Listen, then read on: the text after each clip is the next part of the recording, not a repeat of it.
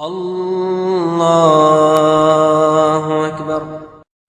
بسم الله الرحمن الرحيم.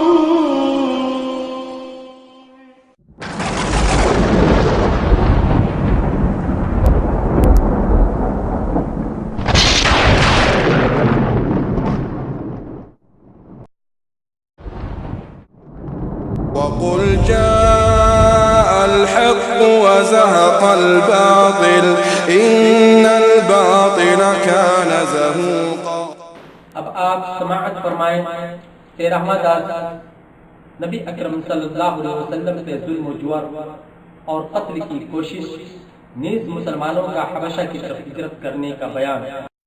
ان الحمد لله نحمده ونستعينه ونستغفره ونعوذ بالله من شرور انفسنا ومن سيئات اعمالنا من يهده الله فلا مضل له ومن يضلل فلا هادي له واشهد ان لا اله الا الله وحده لا شريك له واشهد ان محمدا عبده ورسوله اما بعد اللهم علمنا ما ينفعنا وانفعنا بما علمتنا وزدنا علما نافعا وعملا صالحا يا رب العالمين اللهم أرنا الحق حقا وارزقنا اتباعه وأرنا الباطل باطلا وارزقنا اجتنابه۔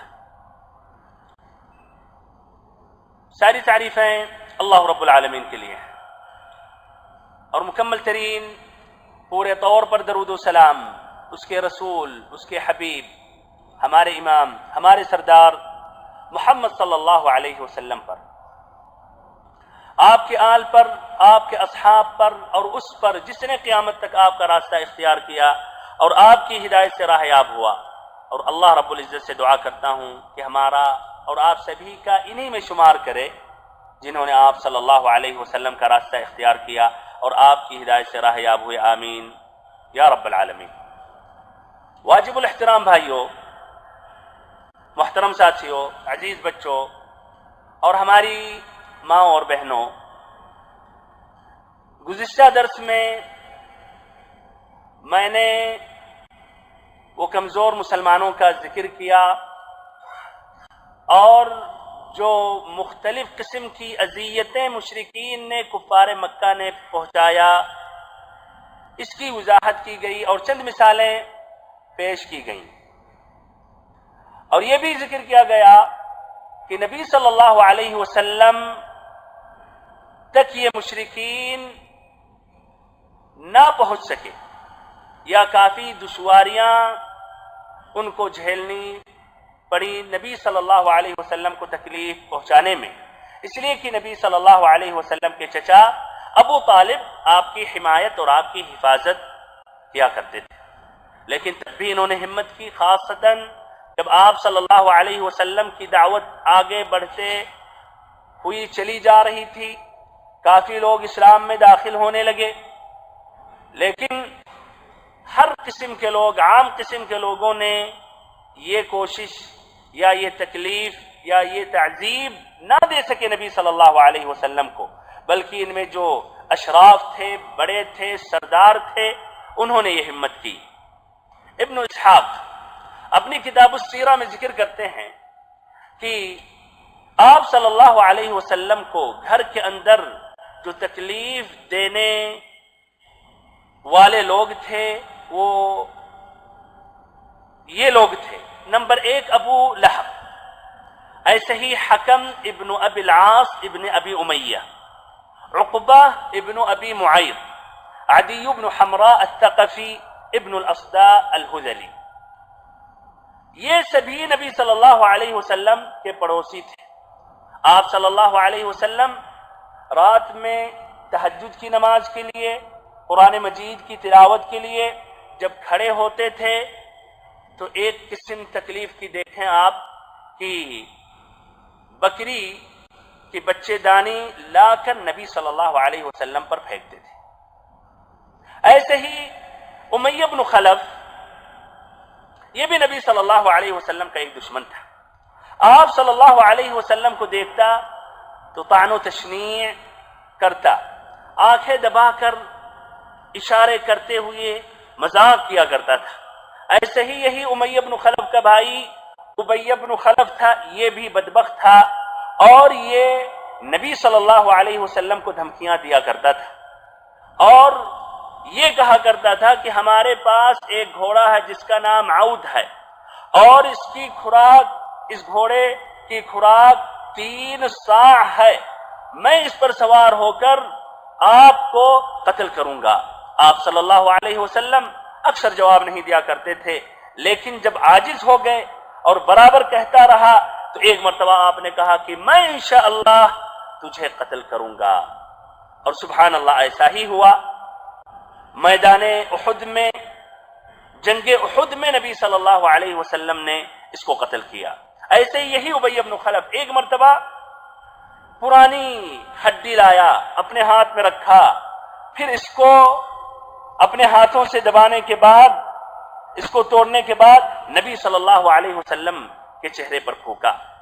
ابو لہب تو نبی صلی اللہ علیہ وسلم کا پرانا دشمن تھا، بلکہ جس دن سے آپ نے نبوت اور رسالت اور اپنی دعوت کا آغاز آپ نے کیا، اسی دن سے اس نے دشمنی کا بھی اظہار کیا اور وہ برابر تکلیفیں نبی صلی اللہ علیہ وسلم کو دیتا رہا۔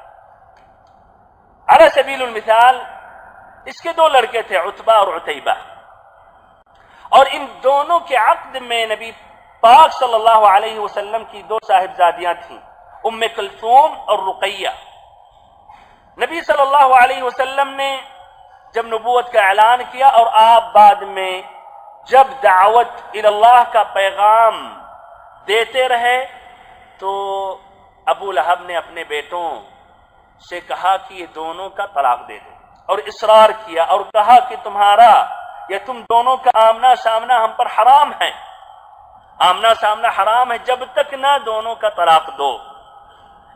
ابو لہب کی بیوی ام جمیل نے بھی اصرار کیا اور کہا کہ دونوں کا طلاق دے دو، اس لیے کہ یہ دونوں بددین ہو گئی ہیں۔ ان دونوں نے ایسا ہی کیا اور نبی صلی اللہ علیہ وسلم کی دونوں بیٹیوں کو انہوں نے طلاق دیا۔ یہ بھی اذیت، تکلیف کی ایک قسم اور ایک شکل تھی۔ ایسے ہی یہی ام جمیل اروا بنت حرب ابن امیہ، ابو لہب کی بیوی، نبی صلی اللہ علیہ وسلم کے گھر کے قریب آپ کے راستے میں کانٹے دار ڈالیاں لا کر رکھ دیتی تھی کہ آپ صلی اللہ علیہ وسلم اور آپ کے ساتھی زخمی ہو جائیں۔ اور ایسے ہی یہ ابن ہشام نے اپنی کتاب السیرہ میں ذکر کیا کہ جب سورۃ تبت یدا ابی لہب وتب اللہ تعالی نے نازل کیا تو یہ کافی ناراض ہوئی اور غصے میں نکلی اور کہنے لگی کہ محمد صلی اللہ علیہ وسلم سے اگر ہماری ملاقات ہو گئی، ہتھیلی میں کنکریاں یا پتھر لی ہوئی تھی، تو یہ پتھروں سے میں نبی صلی اللہ علیہ وسلم کو ماروں گی۔ اور وہ نکلی غصے میں اور مسجد حرام میں داخل ہوئی۔ سبحان اللہ، نبی صلی اللہ علیہ وسلم اس وقت ابو بکر الصدیق رضی اللہ عنہ کے ساتھ بیٹھے ہوئے تھے۔ اللہ تعالی نے ام جمیل کی نگاہ پکڑ لی، ابو بکر رضی اللہ عنہ کو دیکھ رہی تھی، لیکن نبی صلی اللہ علیہ وسلم بغل ہی میں بیٹھے ہوئے تھے، نہیں دیکھ رہی تھی، اس لیے اس کی آنکھ کو یا اس کی نگاہ کو اللہ نے پکڑ لی تھی۔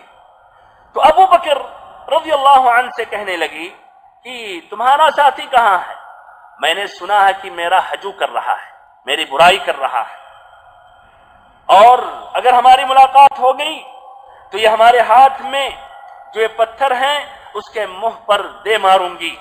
پھر کہنے لگی کہ میں بھی شاعرہ ہوں، میں بھی شاعرہ ہوں، اور اس کے بعد یہ شعر سناتے ہوئی وہاں سے چلی، کہنے لگی مذمما عصینا وامرہ ابینا ودینہ قلینا، کہ مذمم یہ نبی صلی اللہ علیہ وسلم کا نام انہوں نے دیا تھا، یعنی نام بگاڑتے ہوئے انہوں نے مذمم کہا۔ آپ کا نام تو محمد ہے، محمد کا معنی جس کی تعریف کی جائے یا جس کی تعریف کی گئی ہو، اور مذمم اس کا برعکس معنی ہے، جس کی مذمت کی گئی ہو یا جس کی مذمت، جس کی برائی کی جائے۔ تو وہ نبی صلی اللہ علیہ وسلم کو محمد کہنے کے بجائے مدمم کہتے تھے، تحقیر اور استہزاء کرتے ہوئے. اور اس میں بھی سبحان اللہ ایک حکمت تھی بھائیوں. وہ گالی دیتے تھے کس کو گالی دیتے تھے؟ مدمم کو. مدمم کوئی اور تھا، کوئی اور ہوگا. آپ کا نام تو محمد ہے. تو اس طرح اللہ تعالیٰ دیکھے کس طرح پھیرتے تھے. گالی وہ دیتے تھے مدمم کو، اور آپ صلی اللہ علیہ وسلم تو مدمم نہیں ہیں، آپ تو محمد تھے. بہرحال یہ بھی اس کے اندر ایک حکمت تھی. اور یہ کہہ کے وہ چلی گئی مدمم عصینا یا مدممن عصینا وامرہ ابینا ودینہ قلینا، کہ یہ مدمم کہ ہم نے نافرمانی کی اور اس کی بات سے انکار کیا اور اس کے دین کو نفرت سے چھوڑ دیا. بہرحال ایسے ہی ابو جہل جو فرعون ہذہ الامہ، اس امت کا جو فرعون تھا، اس کے کئی واقعات ہیں.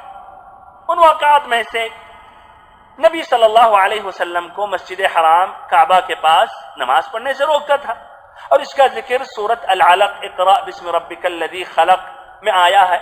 رجوع کر سکتے ہیں، دیکھ سکتے ہیں. ارأیت الذی ینہی عبدا اذا صلی ارأیت ان کان علی الہدی او امر بالتقوی ارأیت ان کذب وتولی الى آخر الآیات. اور اس کی ایک مثال دیکھیں یا سنیں.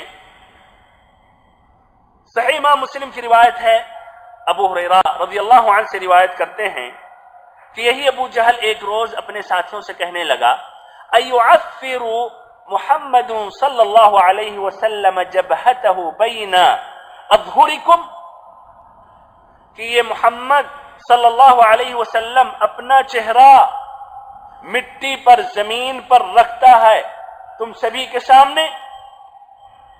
یعنی اس کی یہ جرأت کہ تم وہاں موجود ہوتے ہو، بیٹھے رہتے ہو، اور وہ تمہارے درمیان آنے کے بعد کعبہ کے پاس جا کر سجدہ کرتا ہے، نمازیں پڑھتا ہے. انہوں نے کہا نعم، کہ ہاں بات صحیح ہے. تو کہا کہ لات عزہ کی قسم، اگر میں نے دیکھ لیا تو اس کی گردن کو رون دوں گا اور اس کے چہرے کو مٹی پر رگڑ دوں گا، اور ایسا نہیں کرنے دوں گا کہ سب کے سامنے کھلم کھلا آ کے وہ محمد صلی اللہ علیہ وسلم نماز پڑھیں یا سجدہ کریں.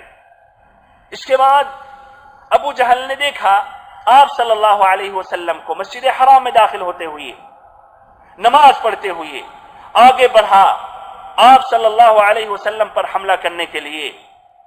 آگے بڑھا، جب قریب ہونے لگا تو اچانک دیکھتے ہیں قریش کے لوگ جو دور بیٹھے ہوئے تھے، وہ انتظار کر رہے تھے کہ ابو الحکم یعنی ابو جہل اپنی قسم پوری کرے.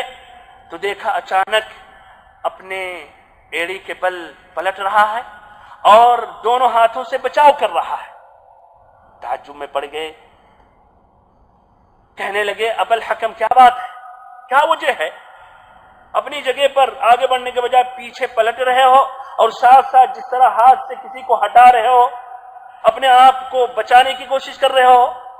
تو کہا کہ ان بینی وبینہ خندقا من نار وحولا واجنحہ، کہ ہمارے اور اس کے درمیان آگ کی ایک خندق ہے اور ہولناکیاں ہیں اور ایسے ہی پروں کے بازو ہیں. آپ صلی اللہ علیہ وسلم نے بعد میں فرمایا اگر وہ میرے قریب آتا تو فرشتے اس کا ایک ایک عضو اچک لیتے. ایسے بھائیوں، یہی ابو جہل ایک مرتبہ بڑا سا پتھر لے کر نبی صلی اللہ علیہ وسلم پر حملہ کرنے والا تھا.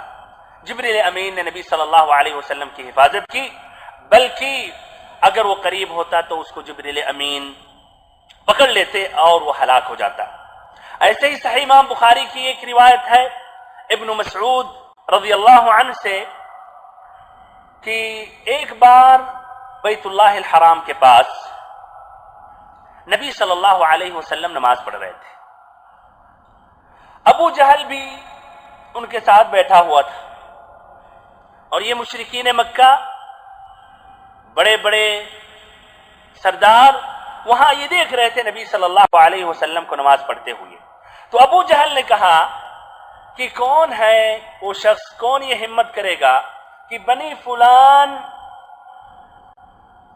کہ اونٹ کی اوجھڑی لا کر نبی صلی اللہ علیہ وسلم کے پیٹھ کے اوپر ڈال دے سجدے کی حالت میں۔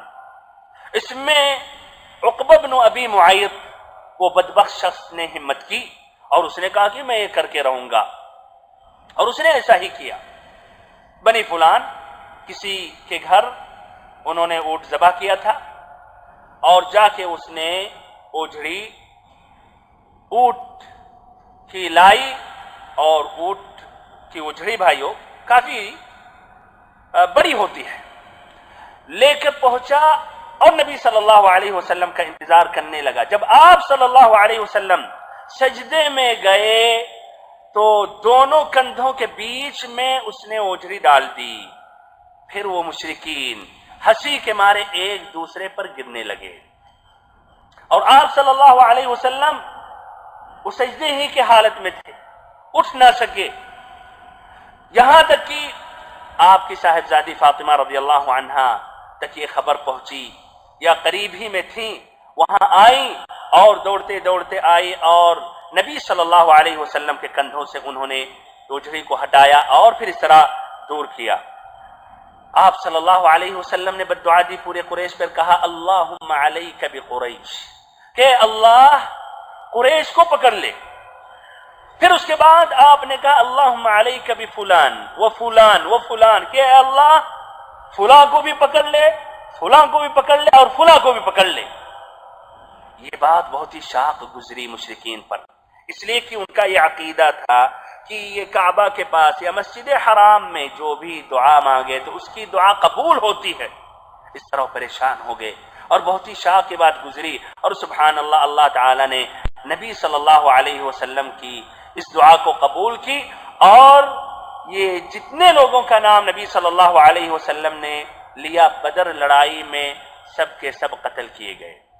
ایسے ہی عتیبہ بن ابی لہب، یہ بھی ایک بدبخت شخص جو ایک مرتبہ نبی صلی اللہ علیہ وسلم کے پاس آ کر کہنے لگا کہ وہ ثم دنا فتدلى فكان قاب قوسين او ادنى والے کے ساتھ کفر کرتا ہے، اس کے بعد تکلیف اور ایذا پہنچانے لگا، آپ صلی اللہ علیہ وسلم کا کرتا پکڑ لیا اور پھر آپ کے چہرے مبارک پر تھوکا، لیکن اللہ تعالی نے اس کا تھوک اسی پر لوٹا دیا۔ نبی صلی اللہ علیہ وسلم نے بد دعا دی اور کہا اللہم سلط علیہ کلبا من کلابک، کہ اللہ تم اپنے کتوں میں سے ایک کتے کو مسلط کر دے، اے اللہ اپنے کتوں میں سے ایک کتے کو اس کے اوپر چھوڑ دے۔ اس واقعے کے بعد بھائیو، عتیبہ بن ابی لہب ایک قافلے کے ساتھ ملک شام کا سفر کیا، غالباً تجارت کی غرض سے۔ ملک شام میں جب پہنچے، ایک مقام، ایک جگہ کا نام زرقا تھا، وہاں جب پہنچے تو ایک شیر قافلے کے پیچھے لگ گیا، ایک شیر قافلے کے پیچھے لگ گیا، اور یہ روایت بھائیو البیہقی کی ہے دلائل النبوہ میں، اور ایسے ہی الحاکم نے بھی اپنی کتاب المستدرک میں کی ہے، اور یہ صحیح روایت ہے۔ تو یہ شیر اس قافلے کا پیچھا کرنے لگا۔ عتیبہ بن ابی لہب نے جب شیر کو دیکھا تو فوراً اس کو وہ بات یاد آ گئی نبی صلی اللہ علیہ وسلم کی، پھر کہنے لگا واللہ مجھے یہ قتل کرے گا، واللہ مجھے یہ کھا جائے گا، جس طرح کی محمد صلی اللہ علیہ وسلم نے ہم پر بد دعا دی تھی۔ وہ تو مکہ میں ہے، میں ملک شام میں ہوں، تب بھی اس نے مجھے ہلاک و تباہ کر دیا۔ لوگوں نے اطمینان دلائی، اور رات کا جب وقت آیا تو بیچوں بیچ میں انہوں نے سلایا اس کو۔ شیر نے انسانوں کو، جانوروں کو پھلانگتے ہوئے ٹھیک اسی عتیبہ ابن ابی لہب کے سر پر کھڑا ہوا اور اس کا سر پکڑا اور وہیں اس کو مار دیا۔ یہ بھی نبی صلی اللہ علیہ وسلم کے متعدد معجزات میں سے ایک یہ معجزت تھی جو ایسے بدبختوں کے لیے اور تمام بدبختوں کے لیے عبرت تھی اور نصیحت تھی کہ وہ بچ جائے اور نبی صلی اللہ علیہ وسلم کو ایذا یا تکلیف نہ دے۔ ایک اور واقعہ سنیں اسی سلسلے میں. ایک مرتبہ نبی صلی اللہ علیہ وسلم مسجد حرام میں داخل ہوئے. مشرکین مکہ ٹوٹ پڑے آپ صلی اللہ علیہ وسلم پر اور آپ کی چادر سمیٹ کر پکڑ لیا اور کہنے لگے انت الذی تنہانا عما کان یعبد آباؤنا، کہ آپ ہی ہیں وہ شخص جو ہمیں ہمارے آباء و اجداد کے معبودوں سے روکتے ہیں. آپ صلی اللہ علیہ وسلم نے کہا کہ ہاں. اس پر مزید وہ ٹوٹ پڑے اور کوئی اس میں للکار رہا تھا، کوئی کچھ کر رہا تھا، اور عقبہ بن ابی معیط یہ بدبخت آیا اور آپ صلی اللہ علیہ وسلم کا کپڑا پکڑ لیا اور گلے میں لپیٹ کر بل دیتے ہوئے نہایت سختی کے ساتھ گلا گھونٹنے لگا. دیکھیے کتنے لوگ حملہ کیا اور پھر وہ اس بدبخت کو دیکھیے کپڑا نبی صلی اللہ علیہ وسلم کو گلے میں کر کے اور پھر تیزی سے سختی سے کھینچنے لگا، دبانے لگا. ابو بکر رضی اللہ عنہ تک کی بات پہنچی. ابو بکر رضی اللہ عنہ وہاں سے دوڑ پڑے اور آ کے سب سے پہلے عقبہ کو دونوں کندھوں سے پکڑ کر دھکے دے کر نبی صلی اللہ علیہ وسلم کو چھڑایا. پھر یہی ابو بکر رضی اللہ عنہ کسی کو مار رہے ہیں، کسی سے لڑ رہے ہیں اور کہتے چلے جا رہے ہیں افسوس ہے اتقتلون رجلا ان یقول ربی اللہ، کہ ایسے شخص کو، ایک آدمی کو اس لیے قتل کر رہے ہو کہ وہ کہتا ہے کہ میرا رب اللہ ہے. اس کے بعد وہ مشرکین نبی صلی اللہ علیہ وسلم کو چھوڑ کر ابو بکر رضی اللہ عنہ پر ٹوٹ پڑے اور اس قدر انہوں نے مارا کہ ناک اور چہرے میں تمیز کرنا مشکل تھا اور پورے بال میں بھی خون ہی خون آ گیا کہ اگر آپ پکڑیں بال تو پورا خون آ رہا تھا ہاتھ میں. یہاں تک کہ بنو تیم، ان کا جو خاندان تھا بنو تیم، ابو بکر التیمی ہے، ان تک یہ بات پہنچی تو کچھ افراد وہاں پہنچے اور انہوں نے کپڑے میں ان کو لپیٹ کر وہاں ان کے گھر تک پہنچایا. اور گھر میں جب پہنچے تو کسی کو شک اور شبہ نہ تھا کہ ان کا انتقال ہو گیا. ایک آدمی خون ہی خون میں ڈوبا ہو اور سانس نہ لے رہا ہو، بات نہ کر سکے، تو ان کا غالب گمان نہیں تھا بلکہ شک و شبہ نہیں تھا اس میں کہ ان کی موت واقع ہو چکی ہے اور ان کو انہوں نے قتل کر دیا. لیکن جب شام کا وقت آیا تو بول پڑے. جب انہوں نے بولا تو دیکھیے سب سے پہلے جس کے بارے میں انہوں نے پوچھا کیا کہا کہ ما فعل النبی صلی اللہ علیہ وسلم، کہ نبی صلی اللہ علیہ وسلم کا حال کیا ہے، آپ کیسے ہیں، آپ کی خیریت کے بارے میں سوال کیا. اس پر بنو تیم کے کچھ افراد جو وہاں موجود تھے جنہوں نے حمیت میں ابو بکر رضی اللہ عنہ کو بچایا، ملامت اور مذمت برا بھلا کہہ کے وہاں سے چلے گئے. اور پھر اس کے بعد ابو بکر رضی اللہ عنہ کے سامنے کھانا پینا پیش کیا گیا. انہوں نے رفض کیا، کہا کہ جب تک میں محمد صلی اللہ علیہ وسلم کو اپنے آنکھوں سے دیکھ نہ لوں اور میرے نفس کو قرار و سکون مل نہ جائے کہ وہ خیریت سے ہیں، جب تک میں کھا نہیں سکتا نہ پی سکتا. رات کا جب سناٹا ہوا اور سناٹا چھا گیا تو لوگوں نے یا انہی کے گھر کے لوگوں نے وہاں دار الارقم ابن ابی الارقم میں انہوں نے پہنچایا جہاں نبی صلی اللہ علیہ وسلم موجود تھے. انہوں نے جب دیکھا کہ آپ صلی اللہ علیہ وسلم خیریت سے ہیں اور آپ کو کوئی تکلیف نہیں ہے تو اس کے بعد انہوں نے پھر کھانا پینا شروع کیا.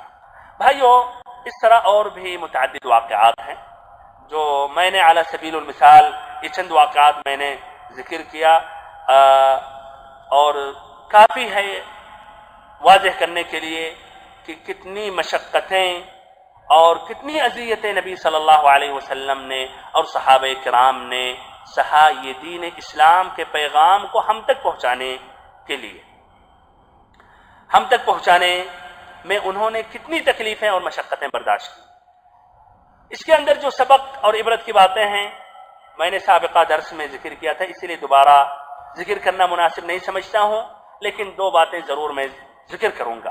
دو اہم فائدے جو ہیں وہ میں ضرور ذکر کروں گا۔ پہلا فائدہ یہ ہے کہ کبھی کبھی یہ سوال ذہنوں میں آتا ہوگا کہ اتنی اذیتیں، اتنی تکلیفیں جو نبی صلی اللہ علیہ وسلم کو پہنچیں یا صحابہ کرام کو، کیا اللہ تعالیٰ ان کو محفوظ نہیں کر سکتا تھا؟ کیا اللہ تعالیٰ بغیر تکلیفیں پہنچے ہوئے اللہ تعالیٰ اپنا یہ دین دوسروں تک نہیں پہنچا سکتا تھا؟ ایسے کبھی کبھی سوال آتے ہیں، یا جب بھی اسلام اور مسلمان پست ہوتے ہیں اور ان پر کافروں کا، دشمنوں کا جب حملہ ہوتا ہے تو ایسے سوالات ذہنوں میں آتے ہیں کہ کیا ہم حق پر نہیں ہیں؟ کیا ہمارا دین سچا دین نہیں ہے؟ کیا ہم جس نبی کی اتباع کر رہے ہیں وہ خیر الانبیاء ہیں، آخر الانبیاء، سید الانبیاء نہیں ہے؟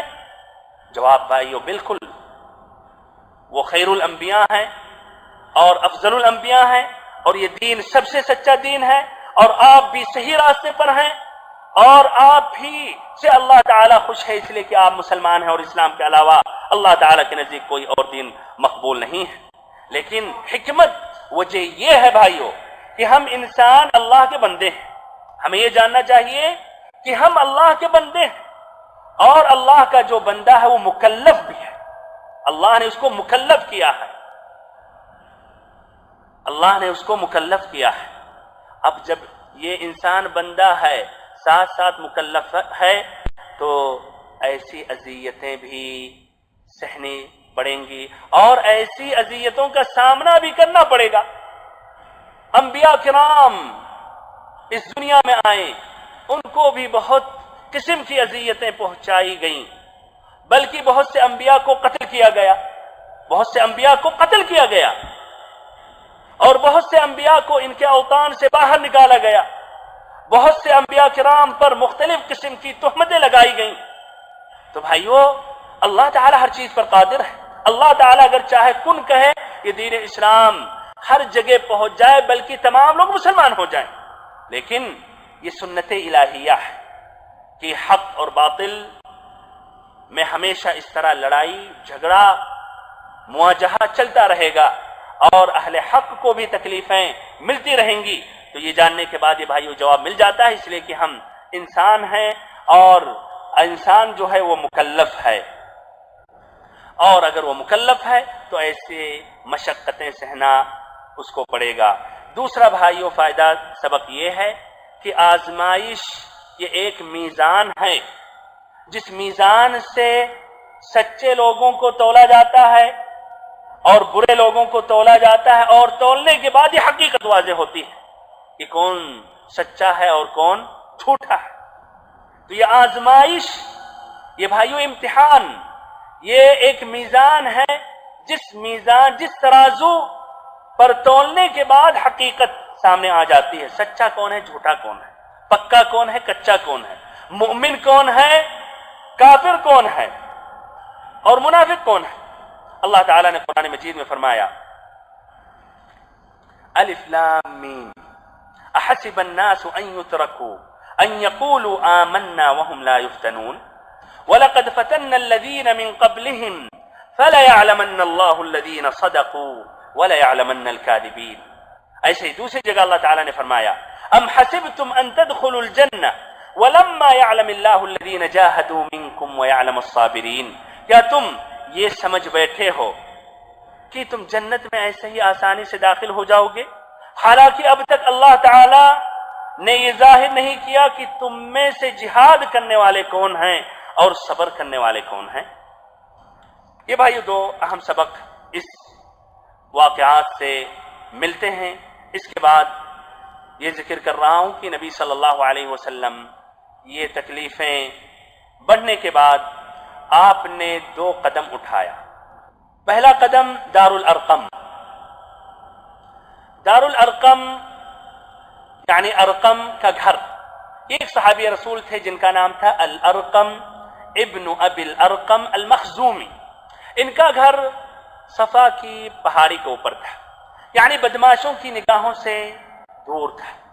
تو آپ صلی اللہ علیہ وسلم نے ارقم ابن ابی الارقم کے گھر کو تبلیغ و عبادت اور تعلیم و تربیت کا خفیہ مرکز بنا لیا۔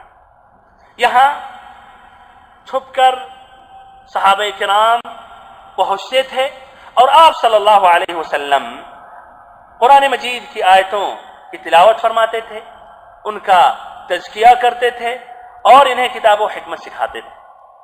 اور یہ بھائیوں بہت ہی ضروری تھا کہ شروع اسلام میں صحابہ کرام چھپ کر اللہ کی عبادت کریں اور نبی صلی اللہ علیہ وسلم ان کی تعلیم و تربیت کریں، اور اگر کھلم کھلا مواجہہ کرتے، آمنا سامنا ہوتا مشرکین سے، تو بھائیوں یہ اسلام کو شروع ہی میں کاٹ دیتے، ختم کر دیتے، اور یہ اسلام آگے پھر نہیں پھیلتا۔ تو اس کے اندر نہایت ہی یہ حکمت تھی۔ اسی حکمت کو مد نظر رکھتے ہوئے نبی صلی اللہ علیہ وسلم نے ایسا خفیہ مرکز آپ نے صحابہ کرام کے لیے مقرر کیا، جہاں صحابہ کرام آتے تھے اور نبی صلی اللہ علیہ وسلم سے سیکھتے تھے، علم سیکھتے تھے اور ایسے ہی اللہ کی عبادت کرتے تھے۔ لیکن جہاں تک بات رہی نبی صلی اللہ علیہ وسلم کی، تو آپ صلی اللہ علیہ وسلم کھلم کھلا مشرکین کے بیچوں بیچ نکلتے تھے، مسجد حرام میں پہنچتے تھے اور وہاں اللہ کی عبادت کرتے تھے، نمازیں پڑھتے تھے، قرآن مجید کی آیتوں کی تلاوت کرتے تھے، تاکہ مؤمنوں کا ایمان مزید مضبوط ہو جائے اور ایسے ہی جو کافر ہیں، مشرک ہیں، ان پر حجت قائم ہو جائے، اس لیے کل قیامت کے دن یہ نہ کہہ سکیں ما جاءنا من بشیر ولا نذیر، کہ ہمارے پاس کوئی خوشخبری بشارت دینے والا نہیں پہنچا، نہ ایسے ڈرانے والا پہنچا، ہمیں کسی نبی کے بارے میں، کسی رسول کے بارے میں علم ہی نہیں ہے۔ یہ بھائی دار الارقم ابن ابی الارقم جو خفیہ مرکز تھا، جہاں نبی صلی اللہ علیہ وسلم صحابہ کرام سے برابر ملتے رہتے تھے اور ان کی تعلیم اور ایسے ہی ان کی تربیت کیا کرتے تھے، اس میں متعدد فائدے ہیں۔ پہلا فائدہ یہ ہے، صلاۃ الجماعہ یا جماعت کے ساتھ نماز کی اہمیت اور فضیلت معلوم ہوتی ہے۔ تنہائی میں فرض نماز ادا کرنا اور جماعت کے ساتھ مسجد میں مسلمانوں کی جماعت کے ساتھ نماز ادا کرنے میں کافی فرق ہے۔ اکیلے آدمی جب پڑھتا ہے ایک تیزی سے پڑھتا ہے اور خشوع خضوع سکون راحت نہیں ملتی ہے، لیکن جب مسجد میں آتا ہے، مسلمانوں کے ساتھ ہوتا ہے اور بھی اس کے بھائی موجود ہوتے ہیں، تو سکون کے ساتھ خشوع و خضوع کے ساتھ نماز پڑھتا ہے۔ اور یہ صلاۃ الجماعہ، جماعت کے ساتھ فرض نمازیں پڑھنا واجب ہے یا سنت ہے، یہ الگ یہ بحث ہے، لیکن اس واقعے سے ہم استدلال کر سکتے ہیں کہ یہ فرض ہے، اور اگر فرض نہ ہوتا تو نبی صلی اللہ علیہ وسلم شاید کہتے کہ گھروں میں ہر کوئی گھر ہی میں نماز پڑھ لے اور یہاں آنے کی ضرورت نہیں ہے۔ بہرحال یہ ایک مفہوم ہے اس واقعے سے، واللہ اعلم بالصواب۔ دوسرا سبق، دوسرا فائدہ ہمیں یہ ملتا ہے کہ ایک مسلمان کے لیے اچھی رفاقت، نیک دوستوں کی انتہائی ضرورت ہے۔ ایک مسلمان کو چاہیے کہ ایسے اچھے لوگوں کو اپنائے، نیک لوگوں کی صحبت، ان کی رفاقت اختیار کرے، ان کے ساتھ اٹھے بیٹھے، ان سے استفادہ حاصل کرے۔ اچھے ساتھی جب ہوتے ہیں تو آپ جب غافل ہوتے ہیں تو یاد دلاتے ہیں، آپ سے جب غلطی ہوتی ہے تنبیہ کرتے ہیں، آپ جب شریعت کے خلاف کوئی عمل کرتے ہیں تو آپ کو صحیح نصیحت، صحیح علم دیتے ہیں۔ نبی صلی اللہ علیہ وسلم کی ایک مشہور حدیث ہے جو امام مسلم نے روایت کی ہے، آپ صلی اللہ علیہ وسلم نے فرمایا انما مثل الجلیس الصالح والجلیس السوء كحامل المسك ونافخ الكير فحامل المسك اما ان يحذيك واما ان تبتاع منه واما ان تجد منه ريحا طيبة ونافخ الكير اما ان يحرق ثيابك واما ان تجد منه ريحا خبيثة۔ کہ اچھے دوست اور برے دوست کی مثال ہے خوشبو مشک بیچنے والی کی طرح اور ایسے ہی لوہار کی طرح۔ جو خوشبو بیچتا ہے وہ اچھا ساتھی ہے، اس کے پاس آپ جب پہنچتے ہیں تو ایک شیشی، ایک خوشبو خرید لیتے ہیں، یا وہی تحفے میں بطور ہدیہ آپ کو دے دیتا ہے فری میں، یا آپ نہ خریدتے ہیں نہ وہ ہدیہ دیتا ہے، لیکن جب تک بیٹھے رہتے ہیں تو اچھی خوشبو سونگتے رہتے ہیں۔ اور جو برا ساتھی ہے جس کی مثال ہے لوہار کی طرح، اس کے پاس جب آپ پہنچیں گے تو وہ فضا، بدبو دار فضا، جہاں دھوئے، جہاں کوئلے، جہاں راکھ وہاں پھیلی ہوتی ہے، اڑتی رہتی ہے، آپ وہاں جب پہنچیں گے تو ممکن ہے آپ کا کپڑا جلا دے، اور اگر آپ نے کپڑے کی حفاظت کر لی تو جب تک بیٹھے رہیں گے تو بدبو سونگتے رہیں گے۔ تو بھائی اس کی اہمیت کو ہم پہچانیں اور ہم اچھے لوگوں کو اپنا دوست ہم بنائیں۔ لا تصاحب الا مؤمنا ولا يأكل طعامك الا تقی، کہ مؤمن ساتھی کو اپنا رفیق، اپنا دوست بناؤ اور تمہارا کھانا متقی پرہیزگار آدمی کھائے۔ تیسرا سبق، تیسرا فائدہ بھائیو یہ ہے کہ مسلمانوں کے درمیان ترابط، میل جول، اتفاق، اتحاد، آپس میں ملنا جلنا بیٹھنا، یہ بہت ہی ضروری ہے، خاصتاً اگر ہم ایسے ملک میں ہیں جہاں کافروں کا غلبہ ہے، جس طرح کی نبی صلی اللہ علیہ وسلم دار الارقم ابن ابی الارقم میں صحابہ کرام کے ساتھ، مسلمانوں کے ساتھ بیٹھتے تھے۔ چوتھا اور آخری سبق اس واقعے سے یہ ہے کہ دینی تربیت، اسلامی تربیت، تربیت اسلامیہ، دینی توجیہ، دینی نصیحت بہت ہی ضروری ہے، اور ساتھ ساتھ اس میں مداومت کا بھی ہونا ضروری ہے۔ ایک باپ، ایک ماں، ایک مربی، ایک داعی، ایک خطیب، ایک مقرر کے لیے بہت ہی ضروری ہے کہ مداومت کے ساتھ دعوت اللہ کا فریضہ انجام دیتا رہے۔ تربیت کے میدان میں یا دینی تربیت کے میدان میں کافی نہیں ہے ایک مختصر سی نصیحت سنا کر آپ چلے جائیں، یا ایک تقریر سن لیں یا سنا دیں، بلکہ اس کے اندر مداومت ہونی چاہیے، جس طرح کہ نبی صلی اللہ علیہ وسلم برابر مداومت کے ساتھ دار الارقم ابن ابی الارقم میں بیٹھتے تھے۔ بھائیو اس میں ہم سبھی کے لیے عبرت ہے، والدین کے لیے، داعی اللہ کے لیے، ایک خطیب کے لیے، اور ہر مسلمان کے لیے۔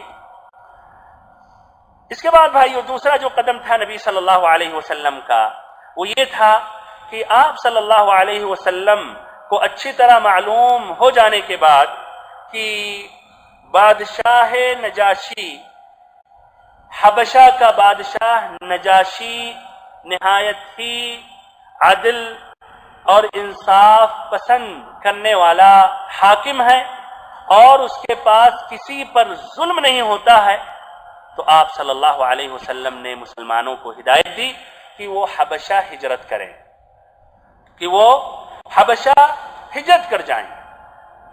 آپ صلی اللہ علیہ وسلم اس ہدایت کے بعد رجب سن 5 نبوت میں، رجب سن 5 نبوت میں مسلمانوں کے پہلے قافلے نے ہجرت کی۔ اس میں 12 آدمی تھے اور 4 عورتیں تھیں۔ ان کے سردار حضرت عثمان بن عفان رضی اللہ عنہ تھے، اور ان کے ساتھ ان کی بیوی رقیہ بنت رسول اللہ صلی اللہ علیہ وسلم تھیں، یعنی نبی صلی اللہ علیہ وسلم کی صاحبزادی۔ اور یہ پہلا گھرانہ ہے جو اللہ کے راہ میں ہجرت کی، حضرت ابراہیم اور حضرت لوط علیہ السلام کے گھرانے کے بعد۔ یہ لوگ رات کے اندھیرے میں مکہ سے نکلے اور جدہ کے جنوب شعیبہ یا شعیبہ کے بندر گاہ کا رخ کیا۔ شعیبہ یا شعیبہ کے بندر گاہ کا رخ انہوں نے کیا۔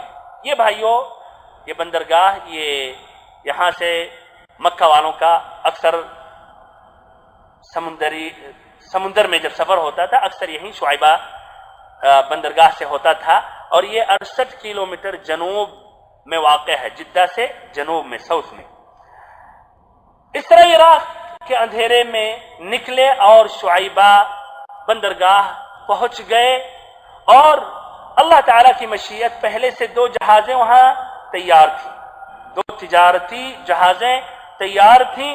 یہ تمام مسلمان اس پر سوار ہو گئے اور اس طرح وہ ہجرت کر کے حبشہ پہنچ گئے۔ ادھر جب مشرکین کو پتہ چلا تو غیظ و غضب سے پھٹ پڑے، غصے میں آ گئے، تکلیف محسوس ہونے لگی کیسی تکلیف کہ یہ مکہ سے اس طرح آزادی کے ساتھ وہ حبشہ پہنچ جائیں گے اور آرام سے اللہ کی عبادت کریں گے، بلکہ اپنے دین کی نشر و اشاعت کریں گے۔ تو ان کی پوری کوشش تھی کہ دوبارہ ان کو مکہ پہنچایا جائے تاکہ پھر سے اذیتیں پہنچائی جائیں اور پھر ان کو مجبور کیا جائے کہ دوبارہ کفر پر لوٹ آئیں یا دوبارہ وہ کافر ہو جائیں۔ لیکن ان کے لوگ یا افراد جب وہاں پہنچے ساحل تک تو اس سے پہلے کافی دور سمندر کا سفر کرتے ہوئے یہ مسلمان حبشہ کے قریب پہنچ چکے تھے، اس طرح ان کو واپس آنا پڑا۔ اس کے بعد بھائیو ایک عجیب و غریب واقعہ پیش ہوا جس میں تمام مشرکین نے سجدہ کیا۔ وہ واقعہ اس طرح ہے کہ یہی ہجرت کے 2 مہینے کے بعد، یہی رجب سن 5 نبوت کے 2 مہینے کے بعد، رمضان سن 5 نبوت میں نبی صلی اللہ علیہ وسلم مسجد حرام میں داخل ہوئے، یا مسجد حرام میں آپ نے تشریف لائی۔ اس وقت کعبہ کے آس پاس قریش کے بہت سارے لوگ جمع تھے اور ان کے سردار اور بڑے بڑے لوگ بھی تھے۔ ابھی سورۃ النجم تازہ بتازہ اتری ہوئی تھی۔ آپ صلی اللہ علیہ وسلم جب وہاں پہنچے اور ان کو بھی دیکھا تو آپ نے یہی سورۃ النجم کی تلاوت شروع کر دی۔ وَالنَّجْمِ إِذَا هَوَى مَا ضَلَّ صَاحِبُكُمْ وَمَا غَوَى وَمَا يَنطِقُ عَنِ الْهَوَى إِنْ هُوَ إِلَّا وَحْيٌ يُوحَى عَلَّمَهُ شَدِيدُ الْقُوَى ذُو مِرَّةٍ فَاسْتَوَى وَهُوَ بِالْأُفُقِ الْأَعْلَى ثُمَّ دَنَا فَتَدَلَّى فَكَانَ قَابَ قَوْسَيْنِ أَوْ أَدْنَى فَأَوْحَى إِلَى عَبْدِهِ مَا أَوْحَى۔ یہ پڑھتے گئے اور یہ مکہ کے مشرکین، ایسا نفیس کلام انہوں نے کبھی سنا نہ تھا، اور جب یہ سننے لگے تو سنتے رہے، یہاں تک کہ خاموش طاری ہو گئی، مبہوت ہو گئے، نہ روکنے کا یارا نہ ٹوکنے کا ہوش۔ پڑھتے گئے آپ صلی اللہ علیہ وسلم، یہاں تک کہ آخری صورت میں جب پہنچے، ڈانٹ ڈپٹ والی آیتیں آئیں تو دلوں پر کپ کپی طاری ہو گئی، ہوش اڑتے محسوس ہوئے، اور آپ صلی اللہ علیہ وسلم نے جب آخری آیت کی تلاوت کی فَاسْجُدُوا لِلَّهِ وَاعْبُدُوا، کہ اللہ تعالیٰ کے لیے سجدہ کرو اور اسی کی عبادت کرو، سبھی کے سب سجدہ ریز ہو گئے، سجدے میں پڑ گئے۔ مکہ کے مشرکین بڑے بڑے لوگ بھی سجدے میں آ گئے۔ صحیح امام بخاری کی بھی ایک روایت ہے، ابن مسعود رضی اللہ عنہ سے روایت کرتے ہیں کہ نبی صلی اللہ علیہ وسلم نے سورۃ النجم پڑھی، پھر سجدہ آپ نے کیا تو قوم کا کوئی بھی آدمی، کوئی بھی فرد باقی نہ رہا جس نے سجدہ نہ کیا ہو۔ ایک آدمی نے ایک مٹھی میں کنکری یا مٹی لی اور پھر اپنے ماتھے تک یا اپنے چہرے کے اوپر تک لے گیا اور کہنے لگا میرے لیے یہی کافی ہے۔ حضرت ابن مسعود رضی اللہ عنہ کہتے ہیں اس کے بعد میں نے دیکھا کہ یہ شخص کفر کے حالت میں مارا گیا، غزوہ بدر میں مارا گیا۔ یہ شخص کا نام امیہ ابن خلف تھا۔ اس واقعے کے بعد بھائیو یہ خبر تیزی سے حبشہ بھی پہنچی، لیکن کافی فرق کے ساتھ۔ اس انداز میں بات پہنچی کہ مکہ کے مشرکین تو مسلمان ہو گئے اور انہوں نے نبی صلی اللہ علیہ وسلم کے ساتھ سجدہ کیا اللہ تعالیٰ کے لیے، تو وہ خوشی خوشی حبشہ سے واپس ہوئے اور مکہ میں داخل ہی ہونے والے تھے۔ ایک گھڑی کا فاصلہ تھا کہ حقیقت سامنے واضح ہوئی کہ وہ مسلمان تو نہیں ہوئے، انہوں نے سجدہ ضرور کیا نبی صلی اللہ علیہ وسلم کے ساتھ، لیکن بعد میں وہ بہت ہی انہوں نے افسوس کیا۔ تو اب کچھ صحابہ نے بہتر سمجھا کہ واپس ہم چلے جاتے ہیں، تو واپس ہو گئے حبشہ دوبارہ، اور کچھ نے کہا اب جب مکہ کے قریب آ گئے تو مکہ میں داخل ہی ہو جاتے ہیں، تو کچھ چھپ کر داخل ہوئے اور کچھ کسی کے پناہ لے کر مکہ میں داخل ہوئے۔ ادھر بھائیو ایک من گھڑت واقعہ مشہور ہے، ذکر کرنا مناسب سمجھتا ہوں۔ اس واقعے کا ذکر ابن سعد نے کیا ہے، ایسے ہی ابن سعد کے علاوہ الطبری نے اپنی کتاب التفسیر میں، ایسے ہی البیہقی نے دلائل النبوہ میں۔ وہ واقعہ یہ ہے کہ کہ جب نبی صلی اللہ علیہ وسلم مسجد حرام میں داخل ہوئے اور آپ نے سورۃ النجم کی تلاوت کی اور آپ نے جب یہ پڑھا افرأیتم اللات والعزى ومناة الثالثة الاخرى، تو شیطان نے ان کے کانوں میں یہ بھی ڈال دیا تلک الغرانیق العلا وان شفاعتهن لترتجى، کہ ان کے جو معبودات باطلہ ہیں، جو بت ہیں، اصنام ہیں، ان کی شفاعت برحق ہے، یعنی ان سے شفاعت طلب کرنا جائز اور درست ہے۔ پھر آپ صلی اللہ علیہ وسلم نے سجدہ کیا اور یہ مشرکین نے بھی سجدہ کیا، لیکن بھائیو یہ واقعہ صحیح نہیں ہے سند کے اعتبار سے، نہ متن کے اعتبار سے۔ امام یا علامہ محدث البانی رحمہ اللہ کی ایک مستقل کتاب ہے، اس کا عنوان ہے نصب المجانیق فی نصف قصۃ الغرانیق۔ ایسے ہی ایک شیخ صالح ابن احمد الشامی ہیں، ان کی ایک کتاب ہے الغرانیق قصۃ دخیلۃ علی السیرۃ النبویہ، اور واضح یہ کیا کہ یہ واقعات صحیح اور درست نہیں ہے، باطل ہے، من گھڑت ہے۔ بہرحال بھائیو، بات اپنی ختم کرنے والا ہوں۔ اس واقعے کے بعد مکہ کے مشرکین مسلمانوں کو مزید اذیتیں پہنچانے لگے۔ اس کی دو وجہ تھی۔ پہلی وجہ یہ تھی کہ ان کو افسوس تھا کہ انہوں نے مسلمانوں کے ساتھ سجدہ کیا، نبی صلی اللہ علیہ وسلم کے ساتھ سجدہ کیا، اور دوسری وجہ یہ تھی کہ نجاشی جو مسلمانوں کے ساتھ حسن سلوک کر رہا تھا تو ان کو اس کی جلن تھی، اسی لیے وہ مزید پریشان کرنے لگے، یہاں تک کہ نبی صلی اللہ علیہ وسلم نے پھر صحابہ کرام کو مشورہ دیا کہ وہ حبشہ کی طرف ہجرت کر جائیں۔ اس بار 82 یا 83 مردوں نے اور 18 عورتوں نے ہجرت کی، لیکن اس بار ہجرت کرنا بہت زیادہ پرمشقت تھی۔ اس کی وجہ یہ تھی کہ مکہ کے مشرکین گہری نظر رکھنے لگے مسلمانوں پر، ان کے تحرکات پر، اور ایسے ہی کافی چوکنا تھے، لیکن ان سے زیادہ ہوشیار، باحکمت، سمجھدار یہ مسلمان ثابت ہوئے، اور انہوں نے اس طرح استعداد میں 82 یا 83 مرد اور 18 عورتوں نے ہجرت کی، اور وہ ہجرت میں کامیاب ہو گئے۔ لیکن اس مرتبہ مکہ کے مشرکین خاموش نہیں رہے، ان کی پوری کوشش تھی اس بار کہ حبشہ سے تمام مسلمانوں کو واپس کیا جائے، پھر اس طرح ان کو پھر سے عذاب میں اور ایسے ہی تکلیفوں میں اور ایسے ہی ان کو اذیتیں دی جائیں۔ اس طرح انہوں نے ایک منصوبہ کے تحت اپنے میں سے 2 کافی ذہین، ہوشیار، عقل مند کو منتخب کیا۔ ایک عمرو بن ابی العاص تھے یا عمرو بن العاص تھے، اور دوسرے عبداللہ ابن ربیعہ، ان دونوں کو بھیجا۔ انشاءاللہ آئندہ ملاقات میں ذکر کیا جائے گا کہ انہوں نے کیا کیا اور ان کی کیسی کوشش تھی مسلمانوں کو واپس کرنے میں، اور کیا ان کی کوششیں، ان کا منصوبہ کامیاب تھا یا نہیں تھا۔ اللہ تعالیٰ سے آخری میں دعا کرتا ہوں کہ اللہ تعالیٰ ہم سبھی کو نبی صلی اللہ علیہ وسلم کی سیرت مبارکہ مکمل طور پر پڑھنے کی توفیق دے، سمجھنے کی توفیق دے، اور اس میں جو عبرت اور سبق کی باتیں ہیں وہ مکمل طور پر سمجھنے کی اور پھر عمل کرنے کی توفیق دے۔ وآخر دعوانا ان الحمدللہ رب العالمین، وصلی اللہ وسلم وبارک علی عبدک ورسولک محمد۔